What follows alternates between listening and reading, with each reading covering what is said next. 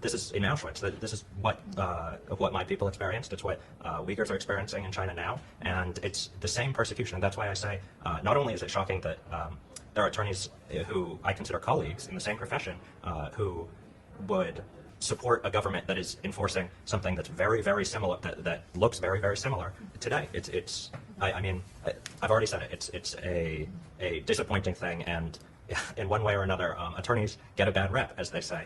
And it sometimes appears that there's a reason for that, because there are attorneys who are doing things like representing aspects of the Chinese government or state-owned enterprises or state-run enterprises. Yeah, thank you. And I was actually in Auschwitz in Poland, so I actually visited the site, and I was immediately remembered how the 80 million Chinese people were killed by the CCP. And so it's very, very hard for me emotionally to accept the fact that the top American law firms like O'Melveny and Paul Hastings, respectable law firms. Yeah, I know people who work at these firms who are extremely intelligent, very well-intentioned. Yeah, and check their background, visit their website to see this is the chair of the O'Melveny, and they all have great resume, great education. They got the top of the line, education, professional background, but they're using their background to defend the criminal, to defend the people who committed crimes against the humanity, against the 1.4 billion Chinese people. And take a look at who are the lawyers are representing PAX. So, so this person, his name is Stuart Snarf, and so take a look and visit their website.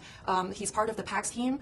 And next one is Peter Friedman. Again, he's based in Washington D.C. Great background, great education, but they are aiding and abetting the world's largest dictatorship to persecute CCP's enemy, which is the Chinese whistleblowers. And this guy has a very interesting background, David Hobart. He was actually the former assistant U.S. attorney and DOJ prosecutor. He prosecuted public officials, and he was a former DOJ prosecutor. And imagine that he's now acting on behalf of the Chinese government to persecute the Chinese whistleblower movement on the U.S. soil. This is extremely heart-wrenching for me to accept. I mean, emotionally, I feel that we have been discriminated by these white lawyers in America. They use the power of the law, their powerful connection, to persecute people like me and Prince. And we escaped the communist China to America to be free. And I do not want America to become the country that I fled.